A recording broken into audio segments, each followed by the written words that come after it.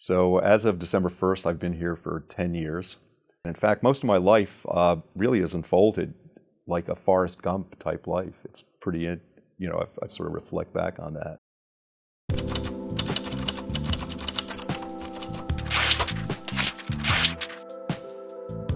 So I'm just a farm boy. Both my parents were Holocaust survivors. In fact, both of them were in Auschwitz during the war. My older sister was born in Germany after the war, and then they immigrated in 1950. My father had made a little money, and he could do one of two things with that money. He could either buy a block of apartment buildings between 42nd and 43rd Street, or he could buy a chicken farm in Lakewood, New Jersey.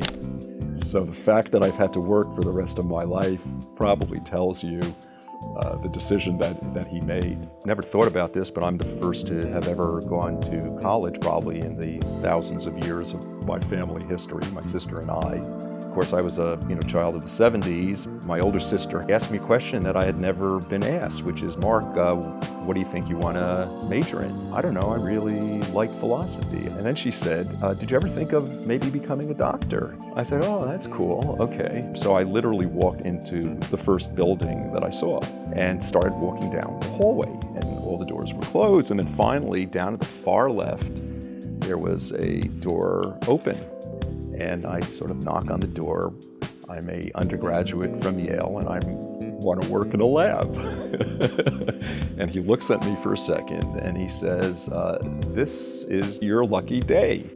Turns out this gentleman was Dr. Bernard Lown. And literally, that had me triggered to going into a career of research. So in my fourth year of med school, I had carved out a 4-month block of time to do research. So, okay. So I started walking down the hall, and this was another one, the first door open. So I'm walking down, and there's a door open to another lab, and I ended up working in Mike Lamb's lab, who was a secretory immunologist, really one of the fathers of that field. So I ended up transferring back to NYU and did 2 years of anatomic pathology residency training, and then ended up going down to NIH. Another fateful twist, I was presenting my work at a national meeting, happened to be in New Orleans, and I bumped into Mike Lamb. I would love you to come and take a faculty position at Case West. And it basically said, I'll give you what you need to be successful. And I took it at that. My wife and I and 4 children were driving down the Schuylkill towards our new home in Marion. Daddy, I hope this job is really good for you because you've destroyed our lives. That's really great. That's like, it took thousands of years to refine Jewish guilt. And she had completely assimilated that, and was right there, right where we needed it. I had no aspiration to be a dean. I'd gotten to know Bob Barchi. In his capacity of provost, he asked if I would lead the strategic planning for life sciences for the university.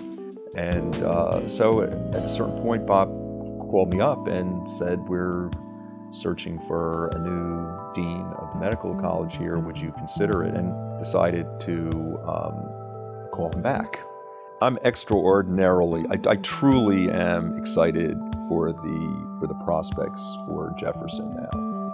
I really want us to be recognized as a true leader in envisioning medical education for the 21st century. Our future is incredibly, incredibly bright, but it requires you to envision the physician of the future in an entirely different way.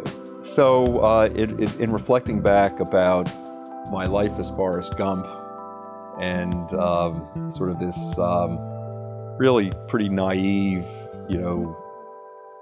child of immigrants, who had grown up with a lot of love and relatively little mentoring when it came to things in the professional world. You don't have to know where you're going to end up in life. What you really need to have is some general direction, life becomes a lot more interesting and all kinds of exciting things open their way.